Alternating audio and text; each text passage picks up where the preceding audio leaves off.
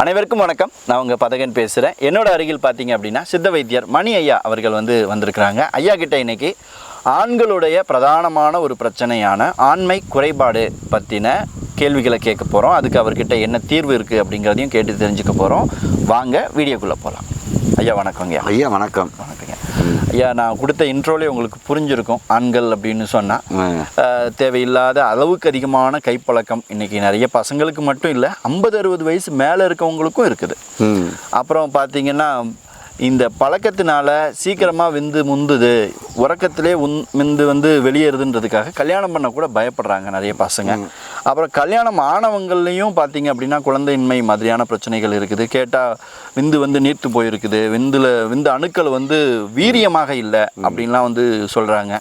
அதே மாதிரி கொஞ்சம் காலம் தாழ்த்தி திருமணம் செய்கிறவங்க, ஒரு 40 வயசுக்கு மேலே திருமணம் செய்கிறாங்க. துரதிருஷ்டவசமாக அவங்களுக்கு கிடைக்கிற மனைவி அவங்கள விட 10 வயசு 12 வயசு குறைவானவங்களாக இருக்கிறாங்க.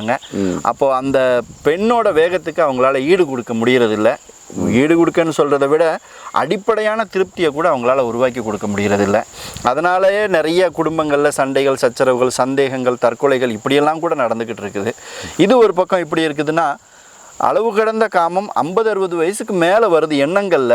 ஆனால் உடல் ரீதியாக அவங்களுக்கு அதில் சப்போர்ட் இல்லை. இன்னும் சொல்லப்போனால் அவங்களுக்குன்னு ஒரு வாழ்க்கை துணை இருந்தால் கூட அவங்களால அந்த அளவுக்கு ஈடுபடவும் முடியறதில்லை. இப்படி எல்லா வயதுள்ள ஆண்களும் இந்த பிரச்சனையை எதிர்கொண்டுட்டு தான் இருக்கிறாங்க. அதுக்கு எங்கெங்கேயோ பப்ளிக் டாய்லெட்லலாம் பார்த்தீங்கன்னா போஸ்டரை ஒட்டி அங்கங்கே பேனரை வச்சு லட்சமாக பணம் கொள்ளையடிக்கிறவங்களும் ஒரு பக்கம் வியாபாரம் பண்ணிக்கிட்டு தான் இருக்கிறாங்க.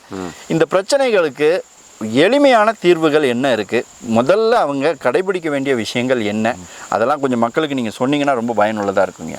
ஐயா, ஆண்மை குறைபாடு இது நோய் இல்லை, இது குறைபாடு தான். இந்த குறைபாடுகளை சுத்திப்படுத்துறதுக்கு சித்தர்கள் நிறைய மருத்துவத்தை சொல்லியிருக்காங்க. இந்த குறைகளை நிவர்த்தி பண்ணுறதுக்கு ஒரு சில மூலிகைகள்லாம் சித்தர்கள் சொல்லியிருக்காங்க. அந்த மூலிகைலாம் ஒன்றா சேர்த்து அந்த லேகிய பக்குவத்தில் இல்லை சூரண பக்குவத்தில் கொடுத்தோம்னா இந்த பிரச்சனைக்கெல்லாம் நல்ல முடிவு இருக்குது. என்னென்ன மூலிகைகள் அப்படி சொல்லியிருக்காங்க சித்தர்கள்? ஜாதிக்காய், ஜாதி பத்திரி, மாசிக்காய், முருங்கை பிசினி, கருவலம் பிசினி, பாதாம் பிசினி, ஐயோ, அதுக்கப்புறமேட்டு அமுக்குரம், நிலைப்பனங்கிழங்கு, பூனக்காளி வித்து, நீங்கள் சொல்றதுல பாதி இது நான் இது வரைக்கும் கேள்விப்படாத பெயர்களாக இருக்குது. கிழங்கு, இது மாதிரி 32 வகையான மூலிகைகளை ஒன்று சேர்த்துட்டு அதை லேகியமாக ஆக்கணும். லேகியம் ஆக்கி கொடுத்தா மட்டும்தான் அந்த உள் உஷ்ணம் அவங்களுக்கு குறையும். அப்போதான் அவங்களால ஒரு 2 நிமிஷம் வர தண்ணி கூட ஒரு 20 நிமிஷம் வரைக்கும் நம்மளால தள்ளி போக வைக்க முடியும். 2 நிமிஷம் எங்கங்க, 2 செகண்ட்ல வந்துடுதுங்களே. இப்படி தொட்டா எனக்கு பைப்பு திறந்துடுதுன்றாங்க.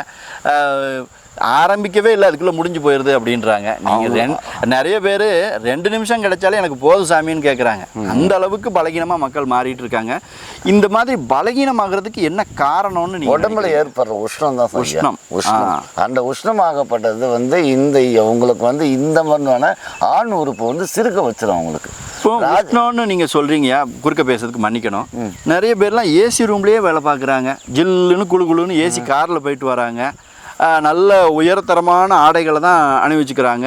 நல்ல ருசியான உணவுகளெல்லாம் வாங்கி சாப்பிட்றாங்க. இப்போ காட்டில் வேலை பார்க்குறவங்க உடம்பு சூடாகுதுன்னு சொன்னீங்கன்னா சரின்னு சொல்லலாம்.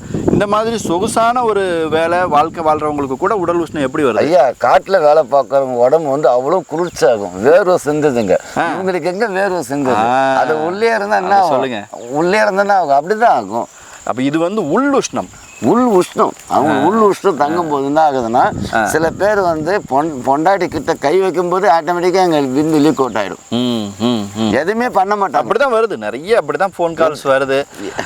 நிறைய பேர் அந்த மாதிரி தான் பிரச்சனைகளை வாட்ஸ்அப்பில் அனுப்புகிறாங்க. இது சம்மந்தமாக ஏதாவது சொல்லுங்கள், இதுக்கு தீர்வு சொல்லுங்கள். இன்னொரு கேள்வி கேட்கணுங்கய்யா. இந்த கைப்பழக்கம் அப்படின்றது இன்னைக்கு ரொம்ப பரவலாக, அது யாரும் சொல்லி கொடுக்காமலே எல்லா பசங்களுக்கும் தெரிஞ்சிருக்குது. அப்படி ஒரு பையன் தெரியலன்னு சொன்னால் முதல்ல அவன் ஆம்பளை பையனான்னு கேட்குற அளவுக்கு ஒரு டவுட் வந்துருச்சு. ஏன்னா அந்த அளவுக்கு பரவி இருக்குது. இந்த கைப்பழக்கம் அப்படின்றது எந்த அளவுக்கு கட்டுப்பாட்டில் இருக்கிறது நல்லதுன்னு நீங்கள் நினைக்கிறீங்க? ஐயா, முடிஞ்ச அளவுக்கு கைப்பழக்கம் இருக்க வேண்டியது தான். ஆனால் அளவாக இருக்கணும். அதாவது காசு கொடுத்து தேசியில் போவதை விட கைமுட்டி அடிப்பதே மேலும் ஒரு பழமொழியாக இருக்குங்க. ஆனால் குறிப்பிட்ட நாள் ஒரு 15 நாளுக்குள்ள எப்படியாப்பட்ட ஆணுக்கு விந்து ஆட்டோமேட்டிக்காக லீக் அவுட் ஆகிடும். அவங்க கட்டியே வச்சிருந்தாலும் விந்து லீக் அவுட் ஆகிடும். அப்படின் போது ஒரு 15 நாளைக்கு ஒரு டைம் யூஸ் பண்ணோன்னா தப்பே கிடையாது. ஆனால் அதை டெய்லி வந்து யூஸ் பண்ணோன்னா அவங்களும் கெடுதல். சில பேர் ஒரு நாளைக்கு 15 இல்லை இருக்குங்கய்யா, அந்த மாதிரிலாம் கேட்குறாங்க. இது வந்து சரியாக தப்புங்களா? இது சின்ன பசங்க கேட்டால் கூட பரவாயில்லைங்க, 50 வயசு 60 வயசுக்கு மேலே இருக்கவங்கலாம் கூட இந்த மாதிரி கேட்குறாங்க. கேட்கும்போது தான் ஆச்சரியமாக இருக்குது. இந்த வயசுலேயும் உங்களுக்கு இப்போ அவங்கள நான் குறை சொல்லலை, தப்புன்னு சொல்லலை. ஒருவேளை அவங்களுக்கு வேற வேலைகள் எதுவும் இல்லையா இருக்கலாம், அந்த மாதிரி கூட இருக்கலாம். அவங்களுக்குள்ள பலம் இல்லை, இப்படி பண்ணாவது பலம் வரும்ன்ற எண்ணத்துல பண்றவங்க கூட நிறைய பேர் இருக்கிறாங்க. இந்த பழக்கம் அதிகமா இருந்தா என்ன மாதிரி உடல் பிரச்சனைகள் வருங்க? உடல் மெலிஞ்சிரும். உடல் மெலிஞ்சிரும். கொஞ்சம் தூரம் நடந்தாலே மூச்சு வாங்க ஆரம்பிச்சிடும். ரெண்டாவது வெயில்ல போனாங்கன்னா மயக்கம் வர ஆரம்பிக்கும். அப்படியே டக்குன்னு திரும்பினாங்கன்னா அப்படியே அங்கங்க ஏர் லாக் பிடிக்கும். அப்படியே ஆட்டோமேட்டிக் இப்படிலாம் குனியலாம் முடியாது. டக்குன்னு இது பண்ண முடியாது. எது பண்ணாலும் அங்கங்க லாக்.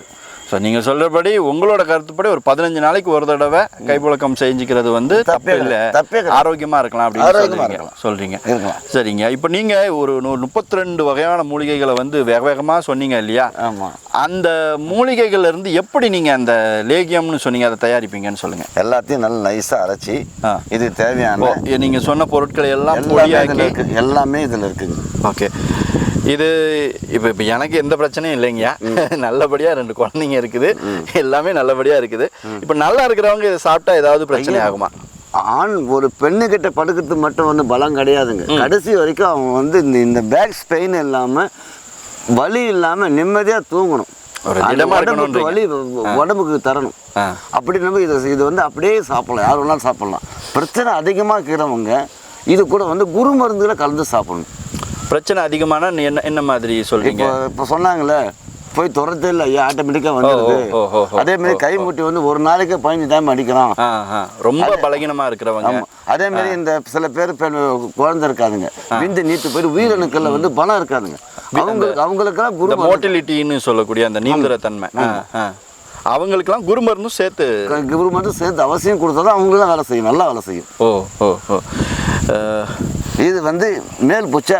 ஐயோ, இதை சாப்பிட்டு பார்க்கலாங்களா? சாப்பிடுங்க, அது நான் அப்புறம் வரேன். திருநெல்வேலி அல்வா மாதிரி இருக்குதுங்களே, சாப்பிடுங்க. ஐயா இளந்த மிட்டாய் மாதிரி இருக்குதே, இந்த இளந்த தட்டைன்னு சொல்லுவாங்கள்ல, சின்ன வயசுல இந்த பிளாஸ்டிக் கவரில் போட்டு இது பண்ணி வச்சுருவாங்க தட்டை, அதே மாதிரி டேஸ்ட்டில் இருக்குது. ஆஹா, நல்லா தான் இருக்குது. அருமையாக இருக்கு ஐயா சாப்பிட்றதுக்கு. இது எவ்வளோ எடுத்துக்கணுங்க? நான் நிறைய எடுத்துட்டேன்னு நினைக்கிறேன். நிறைய தான் எடுத்துட்டீங்க. பரவாயில்லைங்க. எவ்வளோ எடுக்கணுங்க? அதான் 3 விரல் எடுக்க ஒரு 2 கிராம் அளவுக்கு ஒரு உருண்டையா ஒரு சின்ன ஒரு 2 சுண்டவத்தல் அளவுக்கு, சுண்டக்காய் அளவுக்கு எடுத்து சாப்பிட்டுட்டு பால் சாப்பிட்டா போதுங்க. பால் சாப்பிடணும், பால் அவசியம் சாப்பிடணும். பால் அவசியம். எப்பயுமே வந்து இந்த மாதிரி தாது புஷ்டிக்கு பால் அவசியம் சாப்பிடணும். ஐயா இந்த கருவாடு மீன் இதெல்லாம் சாப்பிடக்கூடாது, அசைவமே வேண்டாம். என்ன இப்படி சொல்லி? இந்த மருந்து சாப்பிட்ற வரைக்கும் அசைவமே வேண்டாம். உடம்ப காப்பாற்றணும்னா கொஞ்ச நாள் பத்தி மாரி இருந்து தான் ஆகணும். அசைவம் சாப்பிடக்கூடாது, வேண்டவே வேண்டாம். அசைவமே இல்லாமல் இருங்க, உடம்பு நல்லா. இது மருந்து எடுத்து சரியானதுக்கு அப்புறம் சாப்பிட்டுக்கலாமா? அப்புறம் நீங்கள் சாப்பிடுங்க. அப்போ ஓகே. அசைவம் சாப்பிடக்கூடாது. வேற ஏதாவது காய்கறி கீரை அந்த மாதிரி ஏதாவது கீரை ஐட்டங்கள் அதிகமாக சாப்பிட்லாம். மெயினாக முருங்கைக்கீரை, முருங்கை பிஞ்சு இதெல்லாம் அதிகமாக சாப்பிட்லாம். தப்பு முருங்கை சம்மந்தப்பட்டது முருங்கை சாப்பிடலாம், அரைக்கீரை சாப்பிடலாம். அதேமாரி வந்து அவுத்திக்கீரை சாப்பிடக்கூடாதுங்க. அவுத்திக்கீரை மருந்துல வீரத்தன்மை முடிச்சிடும். அதேமாரி பாவக்காய் சாப்பிடக்கூடாதுங்க. அது அசைவம் தவிர சாப்பிடக்கூடாத பொருள்லாம் அகத்திக்கீரை, பாவக்காய். அகத்திக்கீரையும் பாவக்காயும் இது ரெண்டும் மருந்துல வீரத்தன்மையை கம்மியாக்கிடும். வீரியத்தை குறைச்சிடும். ஒருவேளை தெரியாம சாப்பிட்டா பிரச்சனை இல்லை, ஆனா மருந்து வேலை செய்யாம போயிடும். மருந்துல வீரத்தன்மையை குறைச்சிடும். அதாவது ஒரு ஏரி, அந்த ஏரியில நம்ம முதல் கட்டுறோம், குச்சியத்து குத்தணும்னா அந்த மாதிரி ஆயிடும். அந்த மாதிரி சரி. அது என்னங்க ஐயா? இது வந்து ஆண் உறுப்பு சிறுத்து போயிட்டு இருக்கு பார்த்தீங்களா? கீழே ராஜ நரம்பெல்லாம் வந்து தோண்டிட்டு இருக்கும். அவங்களுக்கு வந்து சுத்தமா வந்து அது உள்ள கூட போகாது, அதுக்குள்ளே மாதிரி ஆயிடும். புரியுது. அந்த மாதிரி இருக்கிறவங்க இந்த எண்ணெய் தரவுனா விரைப்பு தன்மை கிடைக்கும் சாமி. இது அதாவது உடலுறவு வச்சுக்கிற சமயத்தில் இதை பயன்படுத்தணுமா? இல்லை, ரெகுலராக டெய்லி பூசிக்கணும். அதை இது வந்து உடலுறவு இருக்கும்போது அப்படியே கூட யூஸ் பண்ணலாம், தேவையில்லைன்னா கைவிட்டு யூஸ் பண்ணலாம். ஆனால் ரெகுலராக ஆண் உறுப்பு மேலே பூசணும் அந்த எண்ணெய். ரெகுலரானா ஒரு நாளைக்கு எத்தனை முறைங்க? நைட்டு மட்டும்தான். நைட்டு மட்டும் தூங்க போகிறதுக்கு முன்னாடி மட்டும் நைட்டு மட்டும்தான் இதை வந்து மசாஜ் மாதிரி பண்ணி விடணுங்களா? உருவி விடணும். அவ்வளோதான். உருவி விடணும். தேவைப்பட்டால் உடலோடு வச்சுக்கும் போதும் பயன்படுத்திக்கலாம். வச்சுக்கலாம். இது வந்து கழுவிட்டும் வச்சுக்கலாம், அப்படியே வச்சுக்கலாம். தப்பு கிடையாது. தப்பு கிடையாது. ஏன்னா சில பேர் இது என்ன இருக்குது அப்படின்னு யோசனை பண்ணுவாங்க. அப்படியே வச்சாலும் நல்லது. அதனால பெண்களுக்கும் நல்லது. ஓ ஓ பெண்களுக்கும் நல்லது. பெண்களுக்கும் நல்லது. அவங்களுக்கும் சூடு குறையும். ஆமாம், சூடு குறையும். ஆமாம் ஆமாம். இப்போ இது பெண்கள் சாப்பிடலாமா? எல்லாருமே 2 பேருமே சாப்பிடலாம். 2 பேருமே சாப்பிடலாம். ஏன்னா சில பெண்களுக்கு வந்து அந்த ஜூதக நீரினத்தை வந்து கையை வச்சோன்னா அவங்களுக்கு இப்போ நிறைய பேர் பெண்களுக்கும் அந்த மாதிரி ஆயிடுச்சுங்க. ஆண்களுக்கு எப்படி அதுமாதிரி பெண்களுக்கு ஆகுது. அவங்களும் தாராளமாக சாப்பிடலாம். ஆனால் பிரதானமாக ஆண்களுக்கு ரொம்ப தேவை. ஆமாம், ஆண்களுக்கு கண்டிப்பாக தேவை. நல்லதுங்க. மக்களை பார்த்தீங்கன்னா தெரியும், 2 வகையான மருந்துகள் ஐயா சொல்கிறாரு. 32 வகையான மூலிகைகளை வச்சு இந்த லேகியத்தை செஞ்சுருக்காரு. அதுபோக லேபனோன்னு சொல்லக்கூடிய இந்த பிறப்புறுப்பில் பூசக்கூடிய மேல்பூச்சி எண்ணெய், இதுவும் 2மே முக்கியமான வேலை வந்து உடல் உஷ்ணத்தை கட்டுப்படுத்தி ஆண்மை சம்மந்தப்பட்ட பிரச்சனைகளை சரிப்படுத்தும் அப்படின்னு சொல்கிறாரு. ஸோ இந்த மருந்து தேவைப்படுறவங்க கீழே இருக்கிற கான்டாக்ட் நம்பரில் கான்டாக்ட் பண்ணி நீங்கள் வாங்கிக்கலாம். இதுபோல் மேலும் அற்புதமான மருத்துவ தகவல்களை தொடர்ந்து தெரிஞ்சுக்கணும் அப்படின்னா நம்மளுடைய சேனலை ஃபாலோ பண்ணி வச்சுக்கோங்க, சப்ஸ்கிரைப் பண்ணி வச்சுக்கோங்க. மீண்டும் இன்னொரு பதிவில் உங்களை சந்திக்கும் வரை மிக்க நன்றி. மீண்டும் விரைவில் நன்றி. வணக்கம் ஐயா. வணக்கங்க. வணக்கம்.